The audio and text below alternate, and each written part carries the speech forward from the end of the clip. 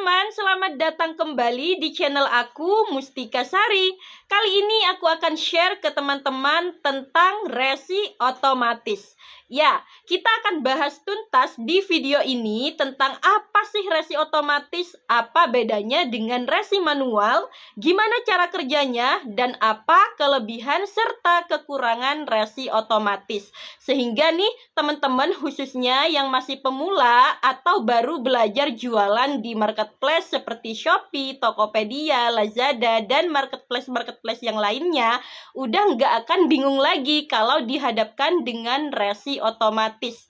Karena memang resi otomatis ini cara kerjanya sangat berbeda dengan resi manual. Oke, sebelum kita masuk ke pembahasannya, pastikan teman-teman sudah like videonya. Kemudian bagi yang belum subscribe, silahkan klik tombol subscribe-nya. Bunyikan juga lonceng notifikasinya agar teman-teman gak ketinggalan informasi dari aku seputar cara jualan online yang lainnya. Oke, yuk kita menuju ke pembahasannya. Oke teman-teman, sekarang ini semua marketplace termasuk Shopee, Tokopedia, Lazada, dan yang lainnya menerapkan penggunaan resi otomatis untuk penjual dalam mengirimkan pesanan ke pembeli. Jadi apa itu resi otomatis? Resi otomatis adalah resi yang kita dapatkan secara langsung dari marketplace saat kita memproses orderan. Misalkan nih kita ada orderan di Shopee, maka resi otomatis untuk orderan tersebut sudah disediakan di Shopee dan muncul di data orderan kita. Untuk lebih jelasnya, aku praktekkan langsung ya. Jadi di sini aku ada orderan dari Shopee. Kita pilih atur pengiriman. Di sini aku pilih antar ke konter, konfirmasi. Nah, maka akan muncul kode ini. Inilah yang disebut dengan nomor resi otomatis. Nah, nomor resi otomatis ini susunan dan angka-angkanya pasti berbeda di tiap-tiap orderan. Nah, di video aku yang sebelum-sebelumnya banyak tuh juga yang berkomentar, "Kak, gimana sih caranya mendapatkan nomor resi otomatis dari Shopee atau Tokopedia?" Jadi caranya kita tinggal memproses pesanan kita aja, maka secara otomatis kita akan langsung mendapatkan nomor resi otomatisnya. Dan nomor resi otomatis ini harus kita tempelkan atau kita tuliskan di paket yang akan kita kirimkan ke pembeli.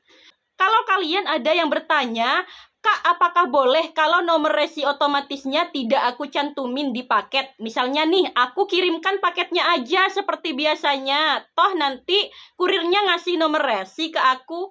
Nah, itu nggak boleh ya teman-teman. Karena pihak marketplace hanya bisa mendeteksi kalau kalian telah mengirimkan paket jika di paket kalian sudah tertulis atau tertempel nomor resi otomatis ini ya. Kalau tidak terdeteksi emangnya kenapa? Ya kalian tidak akan mendapatkan hasil penjualannya karena marketplace menganggap kalian belum mengirimkan barang. Jadi nomor resi otomatis yang di marketplace harus ya wajib kalian tuliskan atau tempelkan di paket yang akan kita kirimkan ke pembeli.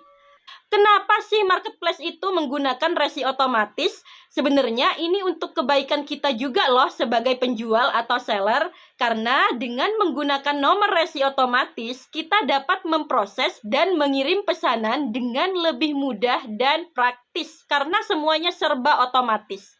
Jadi kelebihannya apa aja nih resi otomatis? Yang pertama, kita tidak perlu menuliskan secara manual nama dan alamat pembeli di paket kita, sehingga menghindari kesalahan penulisan nama dan alamat pembeli. Jadi nomor resi otomatis ini udah canggih loh teman-teman. Kalian cukup menuliskan atau menempelkan nomor resi otomatis ini ke paket, kemudian kalian serahkan ke kurir. Ini paketnya bisa sampai loh ke pembeli, karena ketika di jasa pengiriman, nomor resi ini diinput oleh kurir, maka di sistemnya mereka akan muncul lengkap mulai dari nama pembeli, nomor HP pembeli, alamat pembeli, lengkap sesuai yang pembeli tuliskan saat dia melakukan pemesanan via marketplace. Sehingga kurirnya akan mudah untuk menemukan alamat pembeli. Kelebihan yang kedua, kita tidak perlu bayar ongkir ke kurir. Nah, ini berbeda ya dengan resi biasa atau resi manual yang kalau kita kirim paket ke kurir pastinya kita bayar juga dong dengan ongkirnya. Nah, kalau kita pakai resi otomatis, kita tidak perlu membayar ongkir ke kurir. Kita cukup serahin aja paket yang mau kita kirimkan ke pembeli. Terus siapa dong yang bayar ongkirnya? Yang bayar ongkirnya adalah pihak marketplace langsung, dia yang bayar ongkir ke kurirnya. Jadi nih, misalkan teman-teman jualan di Shopee nih, jualan baju harganya 100.000.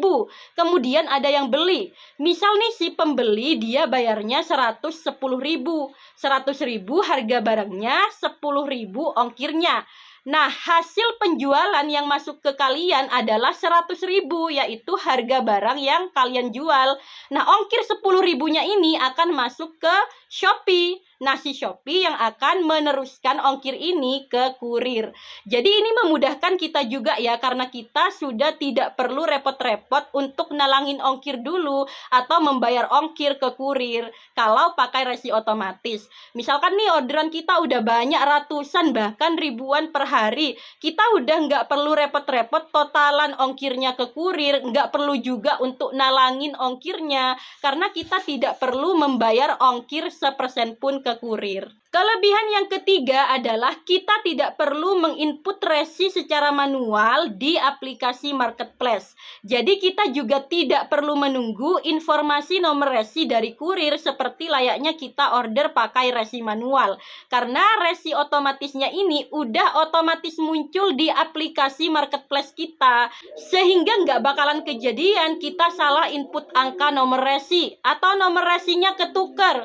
Karena nomor resi ini sudah secara otomatis muncul di aplikasi marketplace kita sebagai penjual dan muncul juga di aplikasi marketplace pembeli.